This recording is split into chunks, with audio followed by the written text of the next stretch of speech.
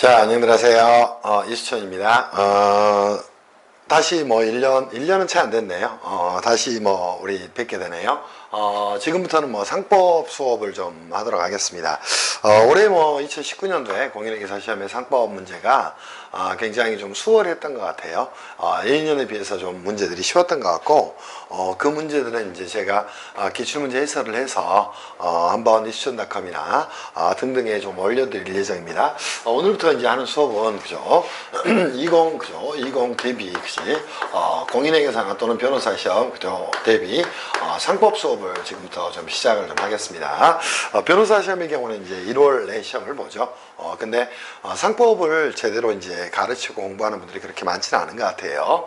이제 왜냐하면 민사법의 일부로 출제가 되니까 그렇겠죠. 그에 반해서 이제 공인회계사 시험은 그치 이 상법이 이제 40문제가 출제가 되고 100점이 되는데 굉장히 이제 합격에 당락에 중요한 영향을 미치는 변수가 될 거예요. 그래서 상법 공부를 좀 제대로 했으면 좋겠다 이렇게 좀 생각이 좀 듭니다. 다른 부분에 대해서는 이야기를 하지 않고요. 기본적으로 이제 공인회계사 시험하고 변호사 시험을 가지고 이제 저희가 수업을 하는데 거기에 이제 중심은 공인회계사 상법이다 이렇게 이제 생각을 하시면서 수업을 들으셔도 문제가 없을 거예요. 변호사 시험 공부를 하는 분들도 기본 강의는 들어야 되니까요. 저희 이수천닷컴에서 올해는 이제 2020년 대비 상법에 대해서 혹시 자유수강권을 굉장히 저렴한 가격으로 여러분들한테 이제 펼쳐드릴 예정이에요. 그래서 자유수강권은 기본 강의 또 객관식 상법 그죠? 또 핸드북 특강 또 기출문제 특강 이 4개를 섞은 거예요. 그래서 상법 기본 강의하고 그죠? 상법 기본 강의 그지? 또 하나 이제 객관식 상법 그죠? 수업이 존재할 겁니다. 그치? 그리고 이제 뭐가 있나요? 공인회계사 시험을 중심으로 전개하니까요. CPA 상법의 이제 기출문제 특강에 대한 부분도 제공을 좀 해드릴 거고요. 마지막에 이제 핸드북 특강까지 좀 정리를 해드릴 겁니다. 그래서 이 부분을 저희가 이제 고민을 좀 했어요. 제가 이제 이수천닷컴을 만들면서 이수천닷컴에 저희 이제 부제를 하나 만들었어요. 그죠? 제 이름이죠. 이수천닷컴의 부제가 뭐냐면 지식의 나눔입니다. 그래서 회계학원에 있는 강의보다는 훨씬 더 저렴하고 또 퀄리티 있는 강의를 제공하는 게 이제 목표입니다. 그래서 이 자유수강권을 얼마에 판매할 예정이냐면 공인회계사 시험 대비해요. 그래서 20만 원에 역시 여러분들한테 이 강의 전체를 제공을 좀 해드릴 예정입니다. 혹시 그렇게 생각을 하시면서 많은 분들이 이제 상법에 대한 혹시 가격의 부담을 좀 줄이고요. 여러분들이 공부하시는데 조금이나마 보탬이 좀 될 수 있으면 좋겠다 이렇게 생각이 들어서요. 가격 책정을 이렇게 하게 됐습니다. 그래서 공유를 하시는 것도 괜찮은 거고요. 20만 원 주고 구입을 하셔서 친구들하고 이제 상법 수업을 들어서 나눠 쓰는 것도 괜찮을 것 같습니다. 그래서 이렇게 해서 2020년 대비 상법 수업은 진행을 할 겁니다. 그리고 이제 궁금해 하시는 게 교재에 대한 문제일 거예요. 자, 2019년도에 상법 개정은 현재까지는 없습니다. 그리고 이제 2018년도에 개정이라고 하기보다는요, 상법 개정에 대한 말씀을 간단하게 드립니다. 자, 상법 개정 내용에 대해서 이제 가끔 학생들이 그런 걸 물어봅니다. 네이버나 이런 데 이제 검색을 하면서 상법이 개정된다는데 혹시 어떻게 합니까? 혹시 이런 내용을 물어봐요. 상법 개정은 혹시 쉽게 되지 않습니다. 그래서 보통 3년에서 4년에 혹시 한 번 정도가 개정이 이루어집니다. 혹시 그리고 3년에서 4년 정도 개정이 이루어지더라도요. 이 개정의 내용이 혹시 개정의 내용이 굉장히 뭡니까? 혹시 많지 않습니다. 오케이? 미미하다는 거예요. 그죠? 그렇기 때문에 이 개정 내용에 영향을 받으면서 공부를 하실 이유가 전혀 없습니다. 오케이? 자, 그렇다면 2018년도에 상법은 개정이 있었냐? 혹시 학생들이 이제 2018년도에 상법 개정이 있었냐? 혹시 이렇게 물어보는 경우들이 있습니다. 혹시 그리고 선생님 작년에 출간한 교재인데 상법 개정이 반영되지 않은 거 아닙니까? 이렇게 물어보는 경우가 있어요. 전혀 그렇진 않습니다. 상법 개정은 2018년도에도 없었습니다. 다만 뭐가 개정되면서 그죠? 민법이 개정되면서요. 그죠? 자, 뭐가? 무능력자 제도가 역시 자, 뭐로 바뀌었다고 이야기했어요? 제한능력자 제도로 바뀌었습니다. 이건 민법 개정이 2013년도 7월 1일 날 일어났던 거예요. 근데 상법은 민법에 대한 특별법이다 보니까 경과기간을 두고 나서 2018년도에 이게 이제 2018년도 아마 7월 1일자로 아마 개정이 됐을 거예요. 아니면 조금 더 늦게 개정이 됐을 거예요. 오케이? 그래서 어떠한 제도가 과거에 존재하던 것이 무능력자 제도가 그치 이렇게 제한능력자 제도로 바뀌었다. 이렇게만 여러분이 정리를 하시면 됩니다. 그래서 조문에 있는 내용도 이거가 반영된 것 외에는 전혀 없습니다. 그러면 제한능력자라는 것이 누구를 말합니까? 여러분이 이미 알고 있는 미성년자. 오케이? 또 하나 뭐 있어요? 그죠? 예전에는 한정시선자는 이야기를 했습니다. 이때는 뭐 한정후견인 그죠? 이렇게 정리를 좀 하시면 될 것 같고요. 또 하나가 이제 뭐가 존재합니까?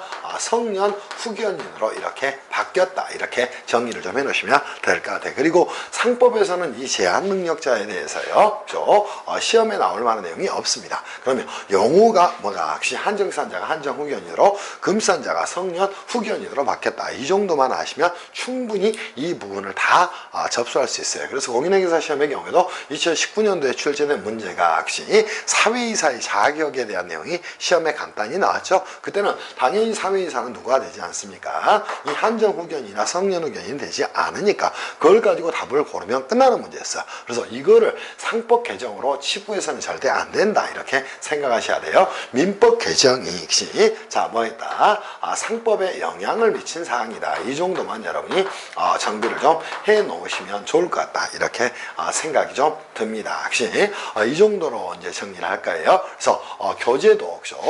교재는 뭐를 그죠? 현재 출간되어 있는 그죠? 기존 교재를 전부 다 사용을 해서 그죠? 사용을 해서 뭐 할 거냐면 수업을 할 겁니다. 상법이 새로운 책이 나왔다 그래봐야 여러분들 뭐만 바꾼 거예요? 기출문제만 추가로 넣은 겁니다. 그 기출문제에 대한 그지? 해설 특강은 제가 저희 이수천닷컴을 통해서 저희 수업을 듣는 분들한테는 모두 제공을 해드릴 거예요.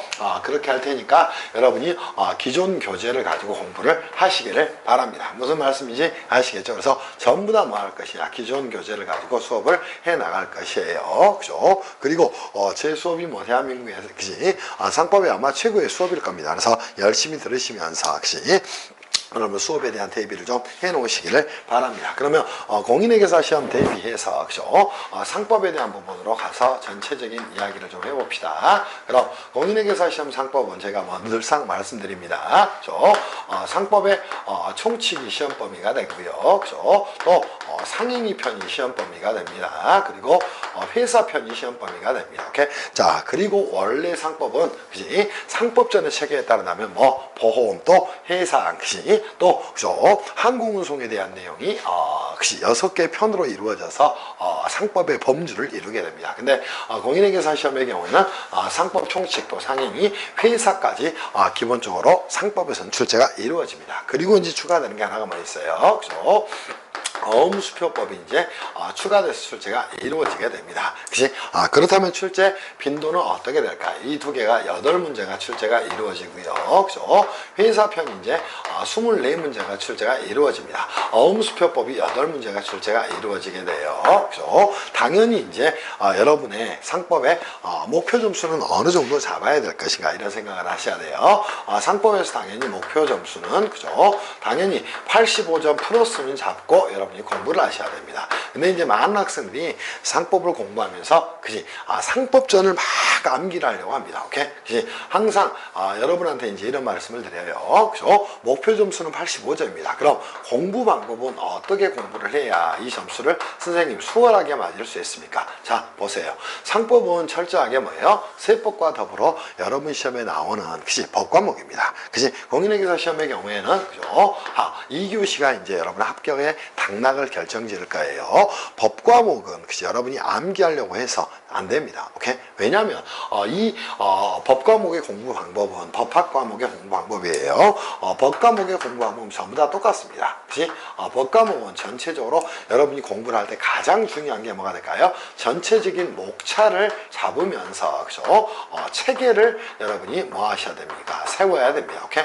그지? 이게 이제 가장 중요한 내용 중에 하나입니다. 그래서 목차와 체계 세우기를 1단계에서 해야 됩니다. 그리고 이제 글을 읽으려고 하다 보면 여러분이 법전의 조문을 읽을 수 있다면 이미 법 전문가가 됐겠죠. 그죠? 근데 그럴 수가 없습니다. 그러니까 여러분이 뭐를 고민하셔야 되냐면 법률 용어에 대한 고민을 끊임없이 하셔야 됩니다. 오케이? 그리고 나서 이 법률 용어에 대한 정비와 목차에 대한 정비가 되면요.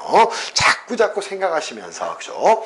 사례에 그죠? 적용하려는 습관을 들여야 됩니다. 오케이? 근데 이제 이 사례에 적용하는 부분은 이제 2차 시험에서 주로 출제가 되는데, 그지? 1차 시험 객관식 문제에서도 케이스 문제로 여러분들 시험에 나오는 것들이 이겁니다. 그러면 기본적으로 뭐예요? 이렇게, 그지? 목차와 법률 용어 또, 그죠? 여기에 붙인다면, 법전을 가지고, 그죠? 자, 기본적으로 뭘 하셔야 됩니까? 이론 정비를 하고 가셔야 됩니다. 그런 다음에 여러분이 뭘 하셔야 될까요? 그죠?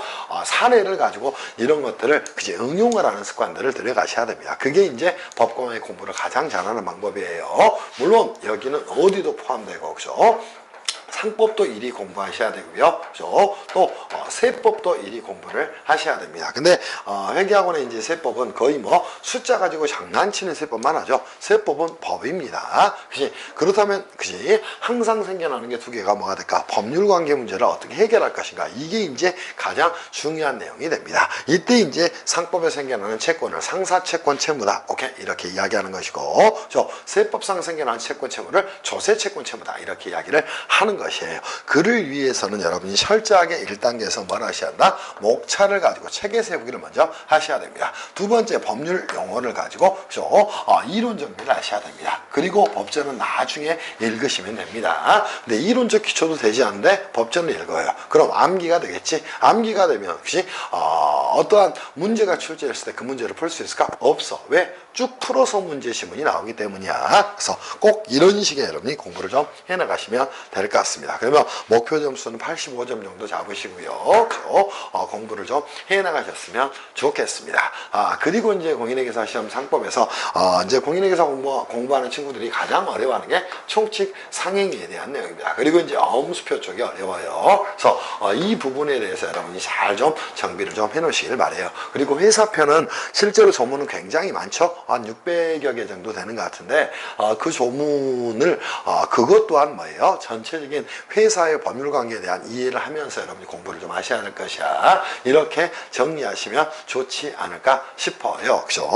그러면서 이제 저희가 수업을 좀 진행을 해 나가겠습니다. 그러면 첫 번째 상법 총칙으로 가서 여러분들 정비하시죠. 자, 꼭 이 점수는 맞으셔야 돼요. 저희 수업 이 자율수강권을 통해서 여러분들이 수업을 들으시면 8점 만대 전혀 문제가 없을 거예요. 그리고 궁금한 사항이 있으면 저희 이슈촌닷컴에 상담실을 통해서 언제든지 질문을 좀 해주세요. 그죠? 자, 그렇게 말씀을 드리겠습니다. 지금부터 여러분 교재로 가서요. 수업을 진행을 좀 해가겠습니다. 그러면 상법 총칙으로 가서 저희가 한번 전체적인 정리를 한번 해보시죠. 그죠? 자, 출발 한번 해보도록 합시다. 그치?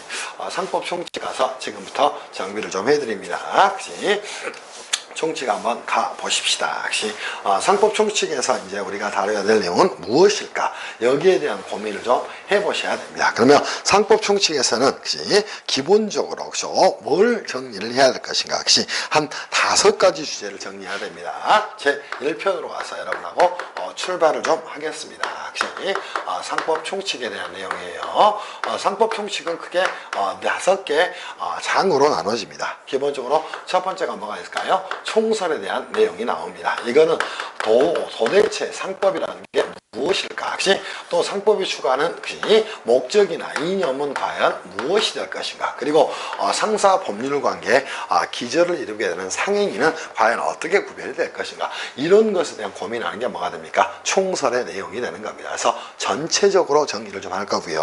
여기에서 이제 주로 시험에 나오는 건 상법에 대한 고민을 하고 있는 내용이 시험에 이제 출제가 되고 있는 겁니다. 두 번째는 뭐가 될까요? 상법도 법입니다. 그럼 모든 법은 항상 뭐를 가지고 움직이는 거예요. 그죠? 자, 법률 관계를 기반으로 그죠? 모든 채권 채무 관계가 생겨나게 됩니다. 오케이? 자, 이때 법률 관계 기초를 이루는 그치? 행위를 뭐라고 이야기한다? 법률 행위라고 이야기를 하게 되는 거예요. 그죠? 자, 사법에서는 우리 상법은 사법의 범주에 속합니다. 오케이? 그러다 보니까 거래법이라고도 이야기해요. 사법의 양대 시주는 민법과 상법이 되는 겁니다. 그러면 이 법률 관계에서 역시 권리 의무의 주체가 필요할 겁니다. 걔를 뭐라고 이야기한다? 상의입니다. 이렇게 이야기를 하게 됩니다. 그러면 상의는 어떻게 만들어질 것인가? 그때 법률 행위가 역시 상법 46개 22가지 영리행위라면 기본적 상의라고 이야기하는 거고요. 그 기본적 상의를 영업하는 자를 당연상인. 오케이? 그렇지 않고 기본적 상의 이외에 나머지 영리를 영업으로 하는 상의를 뭐다? 의제상의다. 이렇게 이야기를 하게 되는 것이야. 그래서 이 상의에 대한 내용도 거의 뭐 시험에 출제가 된다. 정리를 좀 하고 가시면 될 것 같아. 또 하나 이제 정리해야 될 게 뭐가 있을까? 상의는 혼자 영업 활동을 하는 게 현실적으로 거의 불가능하다는 겁니다. 그래서 상법에 이 상인의 대리 제도를 만들어내게 됩니다. 걔를 뭐다? 상업상의제도다. 이렇게 이야기를 하게 되는 것이야. 무슨 말씀인지 이해할 수 있겠어요? 그리고 나서 추가적으로 정리해야 될 게 기업의 인적 설비만 있다고 해서 상인이 영업 활동을 하기에는 부족할 수밖에 없을 거예요. 그죠? 자, 왜 그럴까? 항상 상인은 이 영업이라는 것을 단위로 움직이기 때문이다. 이때 영업을 하는 주체를 상인이라고 이야기하는 것이고, 이 영업 활동을 하기 위해서는 혹시 자, 모습을 그린다면 조금 더 멋있게 그린다면 이런 모습이 되겠죠. 자, 누가 존재할 것이고 상인이 존재할 것이고, 대외적으로 뭘 하게 되는데 이렇게 영업 활동을 하게 되는데 상사 법률 관계 채권 채무의 주체를 상인이라고 이야기를 하게 됩니다. 그런데 이제 이자가 혼자서 영업 활동을 할 수는 없다는 것이에요. 그러면 이 상인의 경우에 내부적 설비를 둬야 될 겁니다. 그 하나가 뭐가 된다? 인적 설비가 되는 것이야. 또 하나는 뭐가 되는 것이다? 물적 설비가 되는 겁니다. 무슨 말씀인지 이해할 수 있겠어요? 그래서 인적 설비와 물적 설비의 조합을 통해서 혹시 영업 활동을 실행을 하게 되는 겁니다. 그때 인적 설비를 상업상임제다. 이렇게 이야기를 하게 되는 것이에요. 그리고 이 인적 설비만 가졌다고 해서 영업 활동을 전부 완벽하게 할 수는 없을 거예요. 그래서 추가적으로 이 물적 설비가 필요할 겁니다. 그때 이 물적 설비는 뭐가 있다? 영업소, 그죠? 또 뭐가 있다? 상호, 또 그죠? 상업장부가 존재를 하게 될 거예요. 당연히 이 물적 설비의 기초가 되는 내용 중에 상호에 대한 부분이 가장 중요한 내용이 되겠죠. 그리고 상인은 영업 활동을 하게 됩니다. 그러면 그지 중요한 사항에 대해서는 공시를 통해서 알려주세요. 걔를 뭐라고 얘기한다? 상업 등기다. 이렇게 이야기를 하게 되는 것이에요. 또 이 영업이라는 단위를 그지 제3자에게 처분하는 행위를 할 수 있다는 겁니다. 걔를 뭐다? 영업양도다. 이렇게 이야기를 하게 되는 겁니다. 그래서 이쪽 이제 상법 총칙에서 거의 총설 상법에 대한 부분 빼놓고 상인 또 상업사용인 또 상호에 대한 부분 또 상업등기와 영업양도에 대한 부분은 거의 한 문제씩 출제가 된다. 이렇게 생각하면서 여러분이 공부를 하고 가셔야 됩니다. 무슨 말씀인지 이해할 수 있겠지. 그래서 지금부터 여러분하고 교재 3페이지를 펼쳐서요. 총설에 대한 내용으로 가서 정비를 좀 해드리겠습니다. 그럼 제 1장으로 가서 혹시 총설 가서 정비를 좀 해드리겠습니다. 첫 번째 제 1절에 뭐라고 나왔나요? 그죠? 상법의 의의에 대해서 정리가 좀 돼 있네요. 자, 상법은 도대체 무엇이다? 역시 자, 상사 법률 관계에 적용되는 안정적 처리를 위한 뭐를 법률을 상법이다. 이렇게 이야기를 하게 됩니다. 그럼 상법이란 건 도대체 무엇이다? 이렇게 한번 잡아보시면 되겠죠? 자, 뭐가 된다? 그죠? 상사 법률 관계, 그죠? 뭐를 위한 것이 안정적 처리를 위한 법률을 뭐라고 이야기한다. 그죠? 안정적 처리를 위한 것이 법률을 상법이다. 이렇게 이야기를 하게 되는 겁니다. 상법은 크게 이제 사법의 범주에 들어가는 거고요. 이 상법은 학문적으로 두 개의 개념으로 쪼개질 수가 있다는 겁니다. 그게 뭐가 될까요? 그죠? 첫 번째 형식적 상법과 저는 의의라는 말은 뺄게요. 그죠? 상법과 역시 또 실질적 상법의 개념을 여러분이 안고 가셔야 한다는 겁니다. 그러면 도대체 이 둘의 관계는 어떻게 될 것인가? 이때 이제 이걸 해결하는 아주 좋은 방법 중에 하나가 뭐예요? 상사 법률 관계의 안정적 처리를 위한 법률은 혹시 상법이라고 이야기하는데 이거는 기본적으로 뭐예요? 실질적 상법을 말하는 겁니다. 그러면 선생님, 이 실질적 상법이라는 건 도대체 뭐를 말합니까? 이렇게 공부하셔도 괜찮습니다. 자, 뭐가 있을까요? 형식적 상법 플러스, 그치? 형식적 상법 플러스 뭐가 된다? 그죠? 알파가 된다. 이렇게 정리하셔야 됩니다. 이때 형식적 상법을 뭐라고 얘기한다? 여러분이 이제 상법전, 그지? 이 교재를 뭐 사서 공부하는 친구도 있는데요. 이거는 법제처에 이제 국가법령정보센터에 가면 누구나 볼 수 있는 내용이 됩니다. 그래서 상법전을 뭐라고 이야기한다? 형식적 상법이다. 이렇게 이야기를 하게 됩니다. 그리고 나머지 상사 법률 관계에 적용되는 뭐를 법규 총체를 뭐라고 이야기한다? 실질적 상법이다. 이렇게 이야기를 하게 되는 거예요. 그러면 이거를 다이아그램으로 그린다면 이 모습이 되겠죠. 그죠? 자, 크게는 뭐가 존재할 것이고 실질적 상법이 존재를 하게 될 것이고요. 그 안에 조그맣게 이렇게 자리 잡고 있는 걸 뭐라고 얘기한다? 형식적 상법이다. 이렇게 이야기를 하게 되는 겁니다. 그래서 실질적 상법은 형식적 상법을 안고 있는 모습이 된다. 이 정도로 정리를 좀 해놓으시면 될 것 같아요. 그러면 이제 우리가 고민해야 될 게 이 실질적 상법에 대한 고민을 하고 가셔야 됩니다. 실질적 상법은 다시 한번 무엇이다? 역시 상사 법률 관계에 적용되는 법규 총체를 말하는 겁니다. 그러니까 상법전 플러스 뭐가 되는 것이야? 이 알파가 되는 것이다. 이렇게 정리를 좀 해놓으시면 되겠죠. 무슨 말씀인지 이해할 수 있겠어요? 그래서 이 실질적 상법에 정의를 한다면, 그죠? 자, 뭐다? 상사 법률 관계에서 적용되는, 그죠? 관계에서 뭐가 되는 적용되는 뭐가 돼요? 그죠? 법규 총체를 말하는 것이다. 이렇게 여러분이 그죠? 잡고 가셔야 됩니다. 이거는 도대체 뭐를 위해서 생겨난 것일까? 그지? 상법에 그지? 자, 상법에 뭐예요? 그죠? 학문적 그지? 또 그죠? 체계적 그죠? 개념이다. 이렇게 이해를 하고 가셔야 됩니다. 이제 학문적 체계적 개념이 필요한 이유는 뭐 때문이에요? 자, 형식적 상법은 따로 따질 게 없어요. 왜? 그 상법전 그 자체를 말하기 때문에. 오케이? 그러나 실질적 상법은 이 형식적 상법을 모두 안고 있는 개념이 되는 거예요. 그러다 보니까 그치? 자, 뭐 하자는가? 법 적용의 우선순위라든가 기타 문제가 생겨날 수밖에 없어요. 오케이? 그래서 상사 법률 관계에 적용되는 법규 총체를 말하는 것이고 학문적 체계적 개념이다. 이렇게 정리를 좀 하셔야 될 것이야. 그럼 이 형식적 상법과 실질적 상법의 관계는 과연 어떻게 될 것인가? 이 문제가 이제 문제가 될 수 있을 거예요. 그럼 자, 형식적 상법과 그치? 상법과 뭐는 그치? 실질적 상법은 실질적 그죠? 상법은 뭐 하는 것이다. 그치?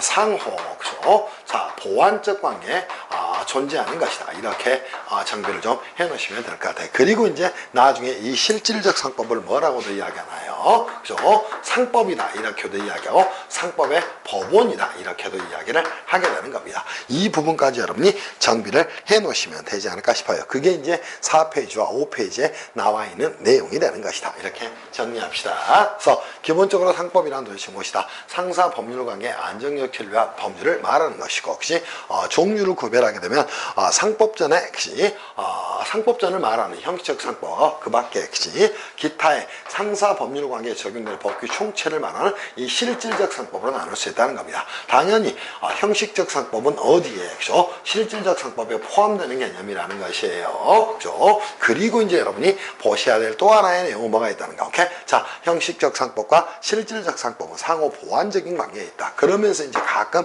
출제가 이루어지게 됩니다. 형식적 상법은 학문적 체계적 개념이다. 미친 소리가 되겠지? 그치? 쟤네들은 뭐야? 실질적 상법을 말하고 있는 것이야. 이러한 개념적인 틀을 여러분이 잡아 놓으시기를 바랍니다. 됐나? 그게 제1절의 내용이 되는 거야. 그리고 제2절에 갔더니 뭐라고 나요? 상법과 다른 법률과의 관계를 그죠? 여러분이 그죠? 간단하게나마 정리를 좀 해놓으면 좋을 것 같아요. 다른 법률과의 관계에 대해서 좀 정리를 좀 합시다. 왜? 상법은 상사 법률 관계에 적용되는 법규 총체를 말합니다. 그때 이제 다른 건 모르더라도 여러분이 민법과의 관계에 대해서는 좀 정리를 좀 해놓을 필요가 있어요. 그래서 첫 번째 정리할 게 뭐가 있다? 민법과의 그죠? 관계에 대해서 그죠? 여러분이 정리를 좀 할 필요가 있습니다. 그럼 민법은 뭐가 될까요? 자, 일반 국민의 일반 국민의 민사 거래에 대해서 그죠? 거래 그죠? 적용되는 뭐를 법률을 뭐라고 이야기한다? 민법이다. 이렇게 이야기를 하게 됩니다. 그럼 민법은 자, 모든 국민의 민사 거래에 대해서 적용되는 법률을 말하는 겁니다. 그러면 자, 한번 다이아그램을 한번 그려볼게요. 그죠? 한번 보도록 하시죠. 자, 봅니다. 민법은 모든 국민에 대해서 적용이 된다는 겁니다. 그럼 자, 민법은 국민에 대해서 적용되는 법의 속성을 가지고 있다는 것이야. 그에 반해 상법은 이렇게 국민 중에 누구한테 적용이 되는 거예요? 상인한테 적용이 되는 겁니다. 그러면 자, 이때 이제 법 체계에 대한 정리를 하셔야 됩니다. 여러분이 아마 고등학교 때 사회 과목을 공부하면서 배웠을 거예요. 오케이? 자, 뭐를? 일반법과 특별법의 관계. 자, 보세요. 자, 모든 국민에 대해 적용이 되는 법률은 적용 범위가 넓을 거예요. 그럼 적용 범위가 넓은 법률을 뭐라고 이야기했나? 통상은 일반법이라고 이야기를 합니다. 자, 국민 중에 상인은 적을 수밖에 없을 거예요. 그럼 적용 범위가 조금 더 좁을 거예요. 그럼 상인에 대해서는 어떤 법률이 더 전문적일까? 당연히 상법이 더 전문적일 수밖에 없다는 겁니다. 무슨 말씀인지 이해할 수 있겠어요? 당연히 그럴 수밖에 없다는 거예요. 그러면 이때 법 체계에 대한 고민을 좀 하고 가셔야 돼요. 그렇죠? 자, 이때 적용 범위가 좁고 보다 전문적인 법을, 적용 범위가 넓은 법률에 대해서 뭐라고 얘기한다? 특별법이다. 이렇게 이야기를 하게 됩니다. 그러면 상법과 민법과의 관계에서 여기는 뭐가 될 것이고 일반법이 될 것이고, 그죠? 자, 얘는 뭐가 될까요? 특별법이 된다는 겁니다. 그러면 자, 둘 다 어떠한 공통점이 있어요. 자, 국민의 거래 또 상인의 거래에서 적용된다는 점에서 민법도 상법도 사법의 범죄, 즉 거래법의 범죄에 속하게 되는 것이야. 오케이? 근데 이제 둘을 따지게 될 때는 둘 다 거래에 대해서 적용이 되지만 모든 국민들의 거래에 대해서 적용되는 게 민법, 그렇지 않고 상인의 거래에 대해서 적용되는 법률을 상법이다. 이렇게 이야기를 하게 됩니다. 그때 이제 문제가 될 만한 사항이 법 적용의 우선순위 문제가 생겨나는 거예요. 그때는 이 둘의 관계에 대한 해결, 어떻게 법을 적용할 것이냐, 여기에 대한 문제가 해결이 되어야 될 겁니다. 그게 법 적용의 자, 뭐에 대한 문제? 우선순위에 대한 문제가 될 거예요. 오케이? 그러면 이 법 적용의 우선순위에서는 뭐가 우선 적용된다는가? 특별법, 우선의 원칙이 적용이 된다는 겁니다. 이거는 여러분이 세법 공부하면서도 알고 가셔야 됩니다. 자, 법인세법이 이제 어떠한 규정이 있어요. 근데 그 법인세법 규정에 특별 규정이 하나 존재한다. 어디에? 조세특례제한법에. 됐나요? 그럼 조세특례제한법과 법인세법의 관계는 뭐가 될까? 조세특례제한법은 법인세법에 대한 특별법적 지위를 가지고 있는 것이에요. 무슨 말씀인지 이해할 수 있겠습니까? 그러니까 한도 계산할 때 조세특례제한법의 규정이 있는 경우는 조세특례제한법의 규정이 법인세법에 우선 적용되는가? 왜? 적용 범위가 좁은 것이 또 전문적인 특별법이 되기 때문이에요. 그래서 법 적용 우선순위에서 여러분이 이거를 꼭 정리하셔야 돼. 하나는 특별법 우선의 원칙에 따라서 적용이 되는 것이다. 그러면 상법이 우선 적용되는 것이고 없으면 민법이 적용되는 것이다. 이거를 이제 여러분들이 이해를 좀 하고 가라는 겁니다. 그리고 이제 기타 법률과의 관계에 대한 내용이 나올 거예요. 그렇죠? 그래서 기타 이제 법률과의 관계에 대한 내용이 나오는데, 그렇죠? 나머지들은 특별하게 보실 내용이 없고요. 노동법 등과의 관계, 노동법은 뭐예요? 그죠? 근로쟁과 관련된 노사의 문제를 다루고 있는 법률이 됩니다. 오케이? 그러니까 얘네들은 상법이 될 수 없겠죠. 또 경제법은 자본주의가 고도로 발전하게 되면서요, 이 경제에 관한 규제와 조정을 위해서 만든 법률이 됩니다. 그래서 얘네들은 어느 정도는 공법의 성격도 좀 있어요. 혹시 다른 법률과의 관계에서 여러분이 이제 정리해야 될 건 두 가지 내용이 존재를 하게 될 거예요. 하나는 뭐가 있다? 그죠? 자본시장과 금융투자업에 관한 법률입니다. 저는 여기서부터 줄이겠습니다. 자본시장과 금융투자업에 관한 법률을 줄여서 자본시장법이다. 이렇게 이야기를 하게 됩니다. 그럼 이 자본시장법은 다시 어디가 될까? 상인 중에 상장회사에 한해서만 적용되는 법률이 된다는 겁니다. 이거를 뭐라고 이야기한다? 자본시장법이다. 이렇게 이야기를 하게 되는 것이에요. 그럼 이 자본시장법은 어디에서 적용되는 것이고 상장회사에 한해서만 적용되는 법률이라는 겁니다. 그거를 뭐라고 얘기한다? 자본시장법이다. 이렇게 이야기를 하게 되는 것이야. 주로 상법의 영역에서요. 자, 보세요. 자본시장법이라는 것이 어디에 대해서만 적용이 됩니까? 상장회사에 대해서만 적용이 되는 겁니다. 그럼 상법보다 더 뭐라는가? 전문적인 법률이라는가? 그럼 법정의 우선순위라고 하면 1, 2, 3 이게 적용이 되는 겁니다. 이 또한 특별법 우선의 원칙에 따라서 정리가 되는 것이다. 그래서 상장회사의 재무에 관한 법률을 뭐라고 이야기한다. 오케이? 또 증권 거래 등과 관련된 법률을 자본시장법이다. 이렇게 이야기를 하게 되는 거야. 그럼 자본시장법은 어떠한 속성을 갖고 있다? 상법에 특별법적 지위를 가지고 있다. 이렇게 여러분이 이해를 해 놓으시기를 바랍니다. 무슨 말씀인지 이해할 수 있겠죠. 자, 그리고 나서 이제 마지막으로 여러분이 정리해야 될 내용이 하나 존재할 겁니다. 자, 어음법과 역시 또 수표법이 여러분 시험 범주에 들어가게 됩니다. 오케이? 자, 과연 첫 번째 이 어음수표법은 상법의 시험 범위에 들어가긴 하지만 과연 이게 상법일까? 전혀 아닙니다. 얘는 일반 그죠? 인도 거래를 할 수 있다는 거예요. 그렇기 때문에 얘는 뭐다? 민법의 특별법적 지위를 가지고 있다는 겁니다. 그러니까 상법의 보호원으로는 볼 수가 없다. 이렇게 정리를 좀 해놓으시기를 바랍니다. 이게 이제 여러분이 보셔야 될 상법의 이의도 상법과 다른 법률과의 관계예요. 그때 이제 여러분이 잊지 말아야 될 건 항상 특별법 우선의 원칙의 개념을 여러분이 이해를 하고 가셔야 됩니다. 무슨 말씀 이해할 수 있겠어요? 적용 범위가 좁고 보다 전문적인 법률을 뭐다? 특별법이다. 이렇게 이야기를 하게 되는 겁니다. 역시 여기까지 정리를 했네요. 그리고 3절 7페이지로 갔더니 뭐가 나와서 상법의 이념이 나왔네요. 거기에 대한 내용을 여러분하고 가서 정비를 좀 해드리겠습니다. 그래서 제3절로 가서 역시 상법의 이념으로 갈게요. 자, 어떠한 법률이 만들어지게 되면 그 법률이 만들어진 이유가 있습니다. 오케이? 그 이유를 뭐라고 이야기한다? 이념이라고 이야기합니다. 그 이유를 또 뭐라고 이야기한다? 목적이라고 이야기를 하게 됩니다. 그래서 상법의 이념이란 상법이 추구하는 바, 오케이? 그거를 말하게 됩니다. 이제 오해하시면 안 돼요. 법은 사람을 규제하기 위해서 만든다. 그거는 굉장히 잘못된 생각이 되는 거야. 그치? 규제를 하기 위해서 절대 만드는 게 아닙니다.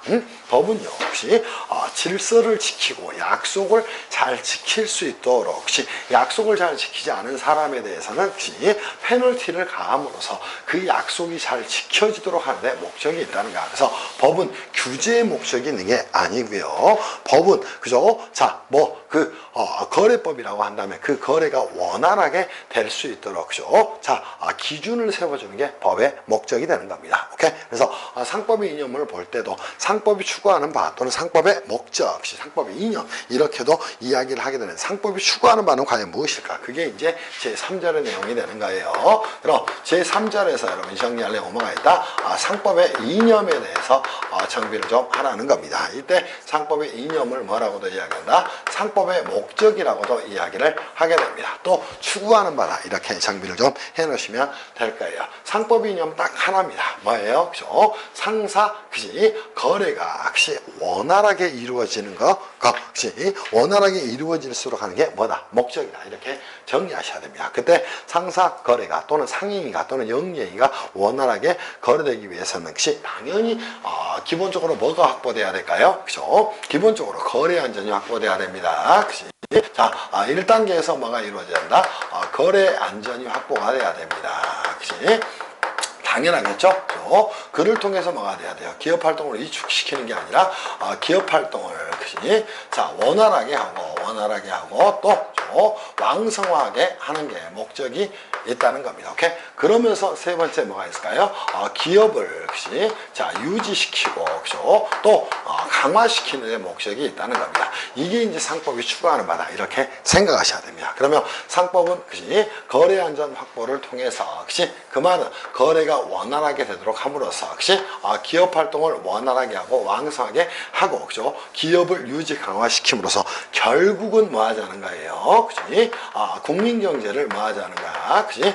국민 경제를 발전시키자. 이러한 게 이제 상법의 이념이라는 겁니다. 그럼 거래 안전 확보를 통해서 기업 활동의 원활 또는 왕성화를 도모하고요. 기업을 유지 강화하고 국민 경제 발전에 기여하자. 이게 이제 여러분이 추구해야 될 내용이라는 겁니다. 그때 이제 여러분이 보셔야 될 내용 첫 번째 이제 의의에 대한 내용이 뭐라는가 이거다. 이렇게 정비를 좀 해놓으셔야 돼요. 그래서 거래 안전 확보를 통해서 기업 활동을 원활하게 하고 왕성하게 하며 기업을 유지 강화시키고 그를 통해서 국민 경제 발전에 기여하게 하는 게 뭐다? 상법의 이념이다. 이렇게 생각을 하고 가셔야 됩니다. 그러면 이 거래 안전 확보를 위한 상법의 규정들은 어떤 것들이 있을까? 이것들은 여러분 이제 공부를 다 하고 나서 정리를 하셔야 되는데 여기서 이제 주로 보셔야 되는 내용만 있다. 거래 그죠? 안전 확보를 위한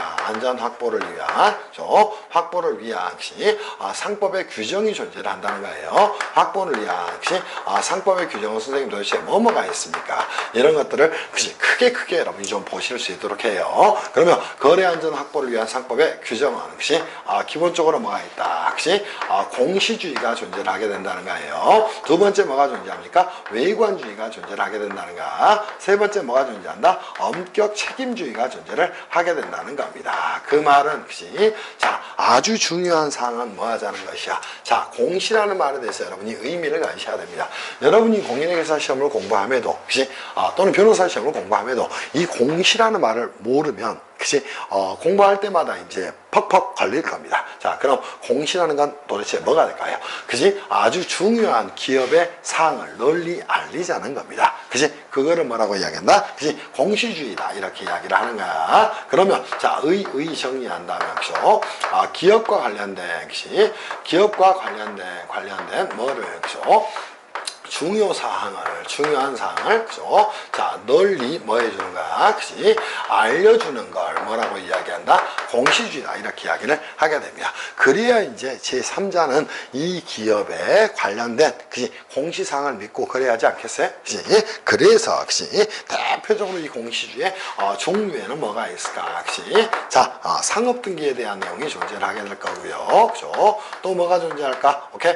재무제표에 관한 내용들이 존재를 하게 될 거고, 이 상업등기는 총칙에 나오는 겁니다. 재무제표는 회사편에 나오는 거가 될 겁니다. 무슨 말씀인지 이해할 수 있겠어요? 또 상업장부 등에 관한 사항이 존재한다. 그치? 자, 이런 것들이 기업의 회계에 관한 사항을 널리 알리자. 오케이? 또 기업의 중요한 사항을 널리 알려서 거래안전 확보를 위한 내용이다. 이렇게 정리를 하셔야 됩니다. 두 번째 이제 외관주의라는 말이 나오네요. 외관주의는 선생님 도대체 뭐가 됩니까? 그치?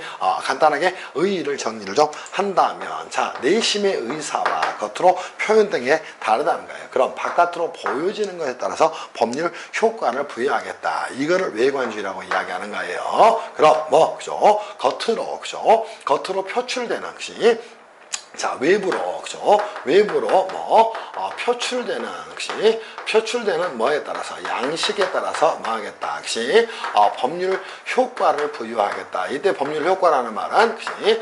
책임을 지우는 걸 말하게 됩니다. 그러면 내면에 있는 의사와 겉으로 표시된 게 다를 때는 겉으로 표시된 방식에 따라서, 그치? 자, 뭐 하겠다? 책임을 부여하겠다. 이렇게 여러분이 장비를 해 놓으시기를 바랍니다. 이제 이게 여러분이 보셔야 될 뭐가 되는 것이다. 그치?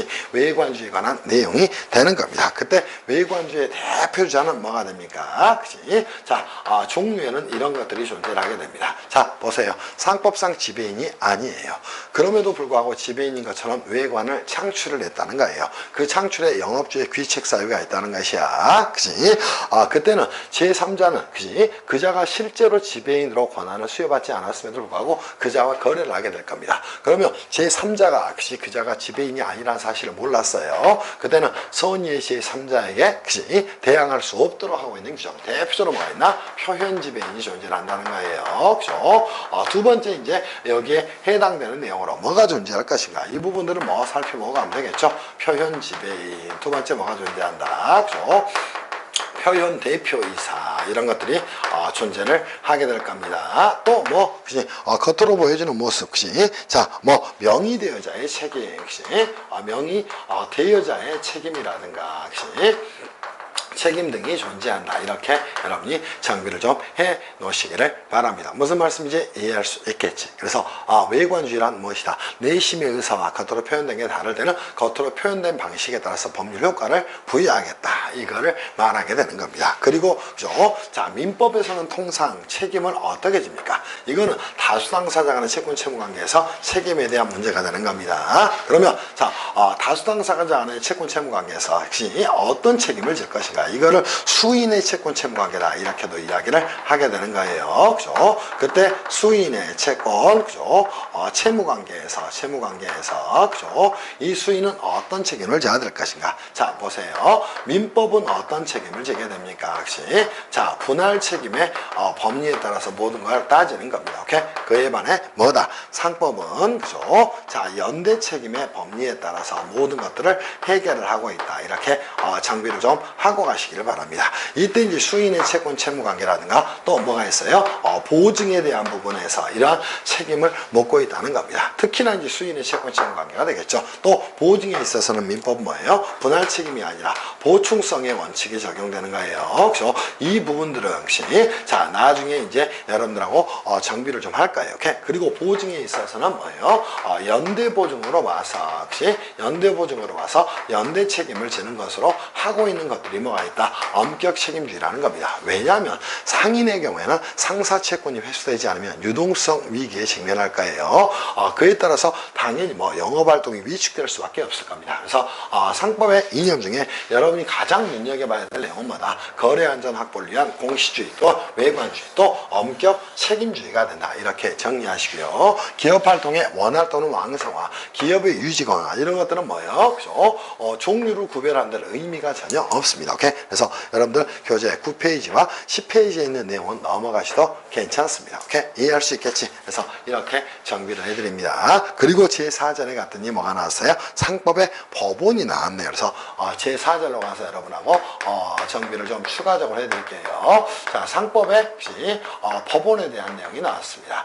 자, 이때 이제 여러분이 법률 용어를 정확히 하셔야 됩니다. 법원은 이제 두 가지의 개념이 있습니다. 하나는 재판 관할을 하는 곳, 걔네들을 지방법원 또는 고등법원 또 대법원이다 이렇게 표현을 하게 됩니다. 그렇지 않고요. 또 하나의 개념 뭐가 될까? 법의 존재 형식을 따지는 그지 개념입니다. 그지 우리가 말하는 현재 상법의 법원이라는 건 그지 후자를 말합니다. 그래서 법의 존재 형식을 따지는 개념이에요. 대한민국은 그지 독일법의 영향을 받았습니다. 오케이? 이를 대륙법계 영향을 받았다 이렇게 이야기를 하게 돼요. 그래서 법 체계가 기본적으로 이 법의 존재 형식에서 그지 자 뭐를 채택하고 있을까요?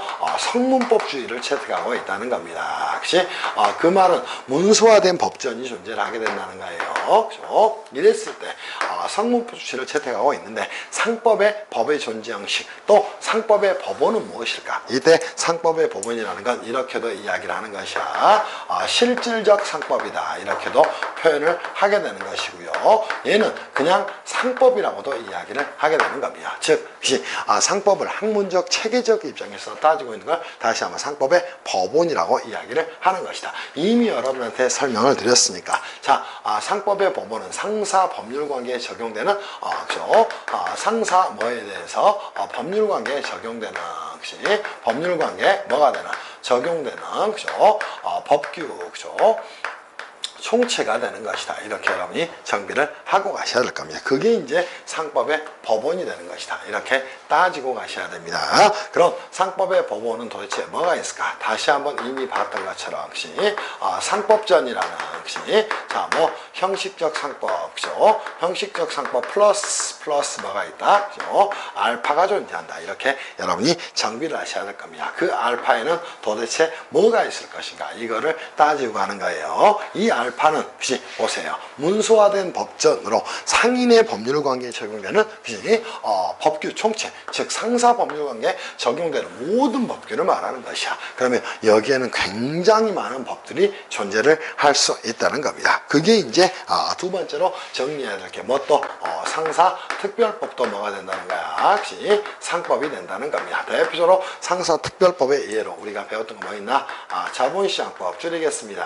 혹시 또 하나 뭐 있어요? 주식회사 외부감사에 관한 법률. 왜? 주식회사 회계감사에 대해서 적용되는 법률을 외감법이다. 이렇게 이야기하는 거고요. 주식회사 외부감사에 관한 법률에 따라서 만들어진 회계감사를 위한 준거 기준을 회계감사 기준이다. 이렇게 이야기를 하게 되는 것이에요. 그래서 상사 법률관계에 적용되는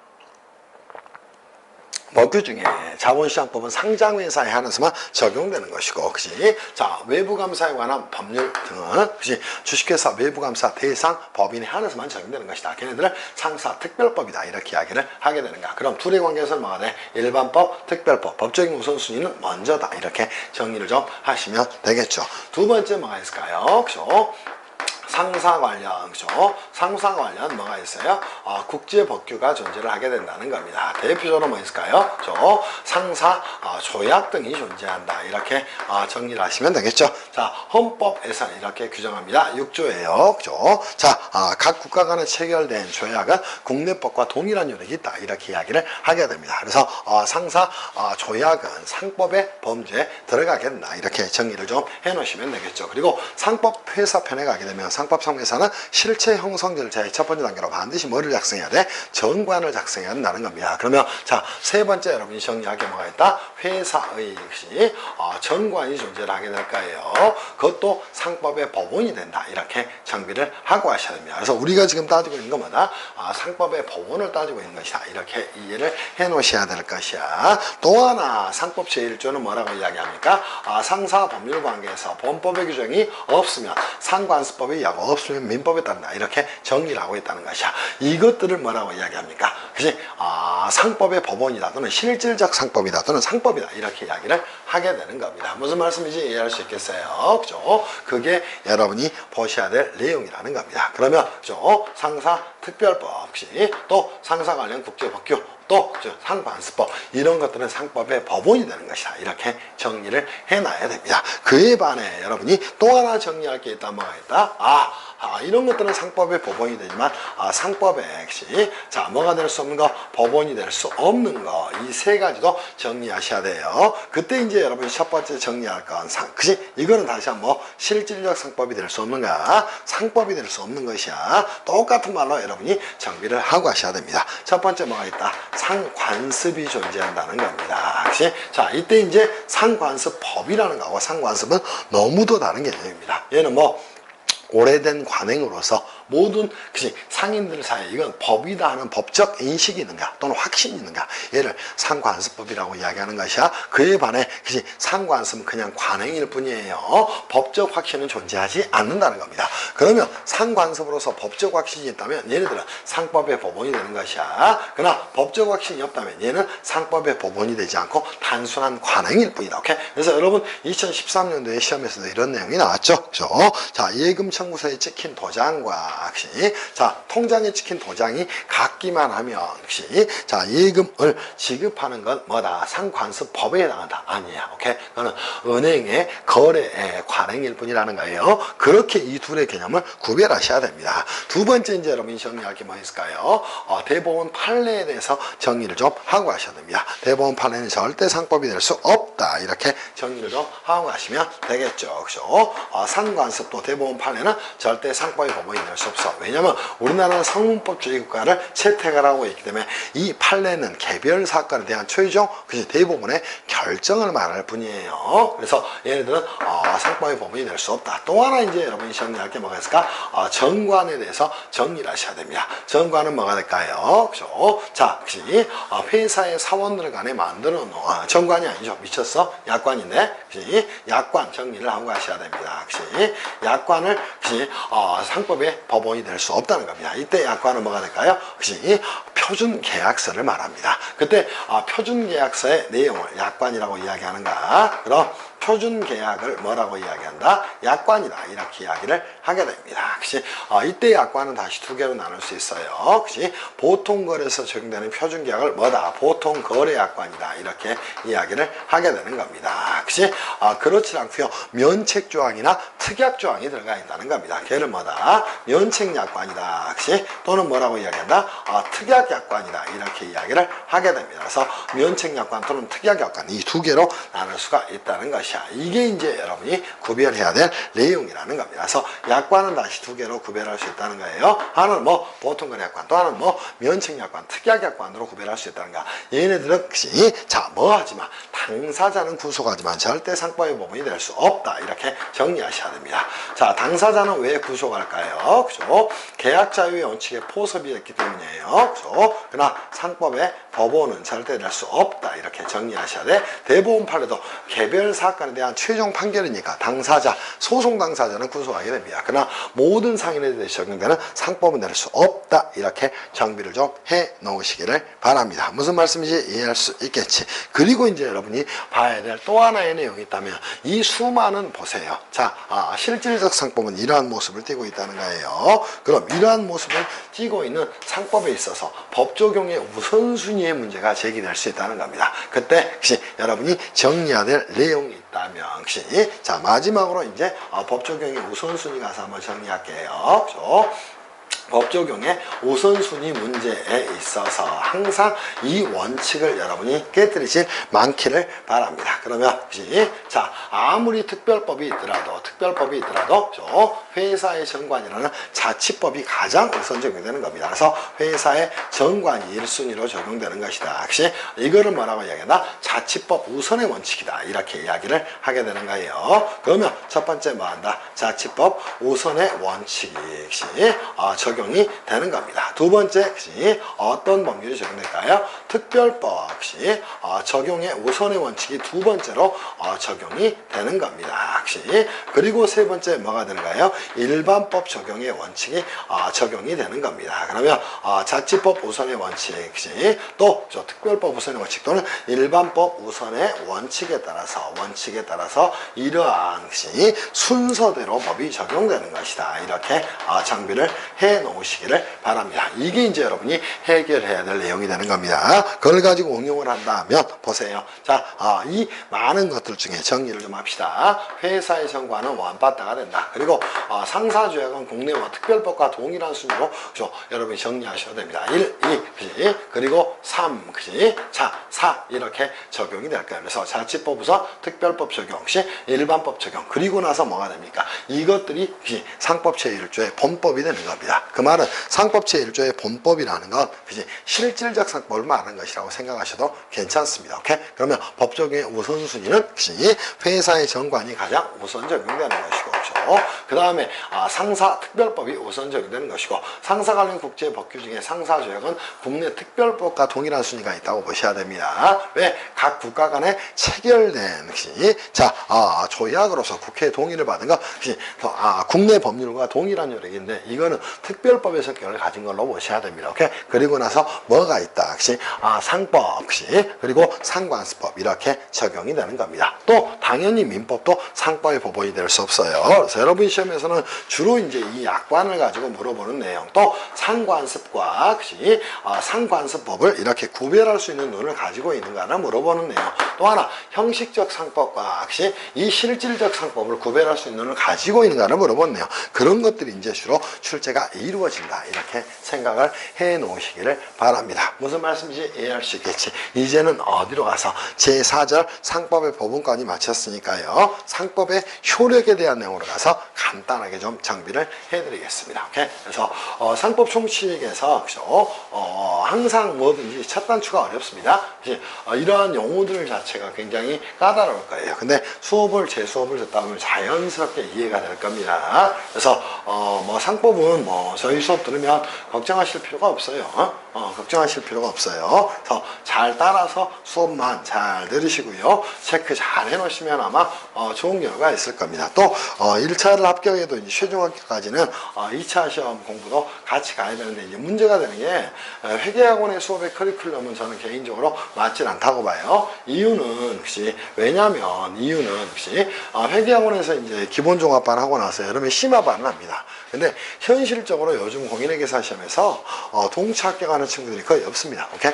그러면 동차 합격을 하는 전략을 짜는 게 나을까? 아니면 1차를 빨리 붙고 그 다음 해 유예받아서 2차를 합격하는 게 나을까? 당연히 후자가 될 거예요. 그래서 1차 공부하는 친구들은 1차에 전념해야 됩니다. 상법도 마찬가지고 세법도 마찬가지예요. 그래서 제 개인적으로는 아마 경제학 또 법과목 이런 것들이 꽤 어려울 거예요. 그 부분을 잘 정비해서 공부를 좀 해나가시라 이렇게 말씀을 좀 드릴 생각입니다. 그렇게 하셔야 돼요. 그러지 않으면 안 됩니다. 이제는 제 5절로 가서 상법의 효력으로 한번 가보겠습니다. 그죠? 상법의 효력으로 가서 정비를 할게요. 자, 상법의 효력이란 무엇일까? 상법이 미치는 범위를 말합니다. 오케이? 그러면 상법 효력에 대해서는 크게 4가지 정도의 주제를 가지고 다뤄야 될 겁니다. 하나는 뭐 시간에 관한 효력, 두 번째는 장소에 관한 효력, 그치? 세 번째는 사람에 관한 효력, 오케이? 그리고 네 번째는 상행에 관한 효력. 그 중에 이제 시험에 나올 수 있는 건 시간에 관한 효력과, 그치? 상행에 관한 효력. 이게 이제 주된 초점이 될 겁니다. 그래서 상법의 효력은 역시 크게 4개의 카테고리로 정리할 수가 있다. 하나가 뭐가 있다? 시간에 관한, 그죠? 효력이 존재를 하게 됩니다. 그치? 시간에 관한 효력에서 항상 문제가 되는 건 이제 법학의 가장 중요한 가치 중에 하나죠. 그치? 법률 불소급의 원칙, 이런 것들이 이제 문제가 됩니다. 그랬을 때 한번 여러분이 공부를 해놓기를 바랍니다. 자, 상법이 개정이 됐어요. 그러면 새로, 그죠? 개정이 돼서 시행이 된, 그지? 후의 법률을 가지고 과거에 완결된 사실에서 말할 수 없다. 소급에서, 그지? 법 적용을 할 수 없다. 오케이? 그래서 당연히 시간에 관한 효력에서는, 그지? 상법, 그죠? 에 대한 불소급의 원칙이 적용됩니다. 당연한 거예요. 자, 불소급의 원칙은 여러분한테 이렇게, 그죠? 설명을 하나 해본다면 한번 보도록 합시다. 자, 언제? 2020년, 그죠? 1.1에 뭐가 일어났다? 상법 개정이 일어났다는 겁니다. 그치? 자, 개정이 일어났어요. 그리고 개정이 일어났다는 건, 그 개정의 효력이 발생하는 건 시행 시점이 되는 겁니다. 오케이? 그럼 2020년 1월 1일부터 상법이 시행된다. 즉, 개정 상법이 시행된다. 근데, 2019년 7월 1일 날, 혹시 어떠한 법률 행위가 있었다는 겁니다. 즉, 영리 행위가 있었다는 거예요. 그치? 과거의 사실에 대해서 이렇게, 그치? 앞으로 적용돼야 될 이 개정 상법이 과연 소급에서 적용될 수 있을 것인가? 이거는 절대 안 된다는 거예요. 얘를 뭐라고 얘기한다? 법률 불소급의 원칙이다. 이렇게 이야기를 하게 되는 거예요. 그럼 상법이 개정돼서 혹시 시행된, 시행일 이후의 법률을 가지고 혹시 과거에 완결된 혹시 어떠한 법률 사실에 대해서 소급에서 과세하면 안 된다. 걔를 법률 불소급의 원칙이다. 이렇게 이야기를 하게 되는 겁니다. 이게 이제 시간에 관해서 여러분이 살펴봐야 될 것이야. 다만 혹시 자, 이거를 신법이라고 이야기하고요. 그 전에 상법을 뭐라고 이야기하나? 구법이다. 이렇게 이야기를 하게 됩니다. 당연히 역시 이때는 구법이 적용됐어야 될 것이야. 그러면 신법과 구법이 충돌할 때는 두 번째 문제예요. 그죠? 신법과, 그죠? 구법이 뭐라 하게 됩니까? 충돌을 하게 됩니다. 충돌 시에는 당연히 시행일 이후에, 그죠? 이후에, 그치? 자, 뭐에 대해서는, 거래에 대해서는 뭐가? 당연히 신법이 우선돼서 적용돼야 됩니다. 그래서 신법 우선의 원칙이, 그치? 당연히 적용되는 것이다. 이렇게 정리를 하셔야 됩니다. 이때 이제 문제가 또 하나 될 만한 게 뭐가 될까요? 신법과, 그치?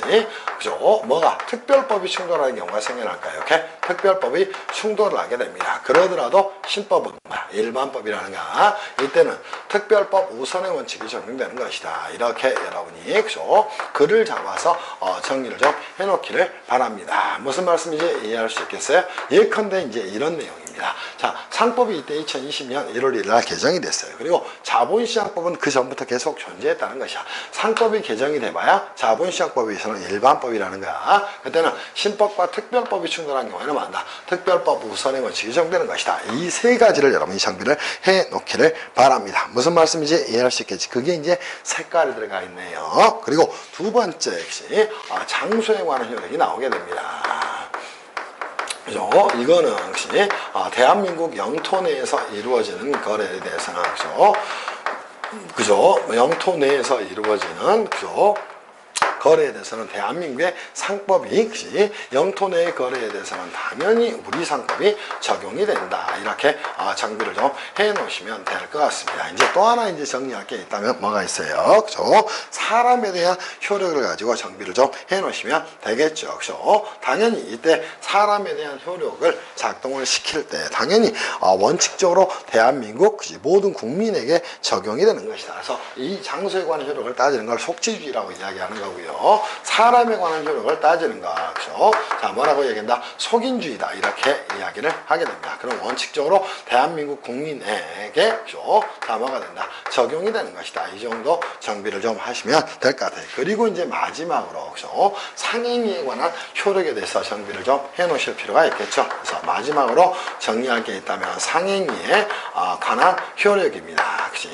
자, 이때는 여러분이 이제 고민하셔야 돼요. 상행위는 다시 크게 세 가지로 나눌 수 있습니다. 하나는 뭐가 있을까요? 혹시 자, 공법인도, 그죠? 자, 상행위를 할 수 있을 것인가? 혹시 그죠? 두 번째, 그죠? 당사자 중 일방만 상인인 경우를 일방적 상인이라고 이야기하고요. 공법인이 상인이라는 경우를 공법인의 상인이라고 이야기합니다. 오케이? 그리고 나서 역시 쌍방적 상행위에 대한 문제, 이 세 가지로 상행위는 구별할 수 있다는 것이야. 그때 공법인의 상행위에 대해서도 뭐 하는 것이야? 역시 법률에 역시 뭐가 없는 경우에는 다른 규정이 없는 경우에는 역시 당연히 뭐가 되는 것이다?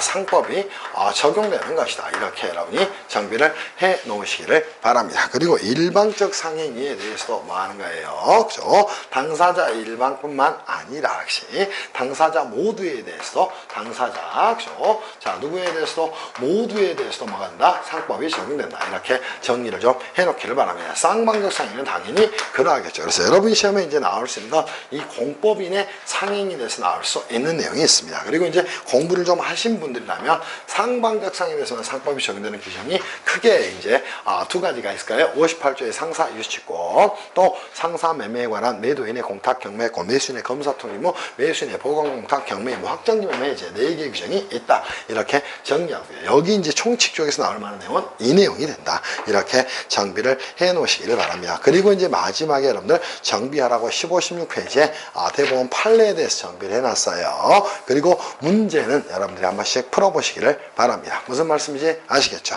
저희 기본서에 있는 문제는 공인회계사 시험 중에서 그지 출제된 것 중에서 굉장히 수준 있는 것들만 출제를 했습니다. 그래서 그 부분을 여러분이 잘 정비를 해 놓으시면 좋겠다 이런 생각이 좀 들어요. 그죠? 그렇게 정비를 좀 하시기를 바랍니다. 이제는 잠시 쉬었다가요 여러분하고 상인에 대한 내용으로 가서 정비를 좀 해드리겠습니다. 오케이? 그래서 다시 한번 이제 여러분이 정리를 해야 될 내용은 상법 총칙에서는 그치?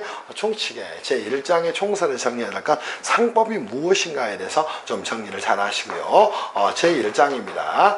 총서에서는 혹시 여러분이 정리할 게 있다면 상법의 법원에 대해서 제대로 이제 정리를 좀 하셔야 될 것이야. 두 번째 이제 정리할 게 있다면 뭐가 있을까? 그치? 상법의 이념 중에 그죠? 상법의 이념 중에 그죠?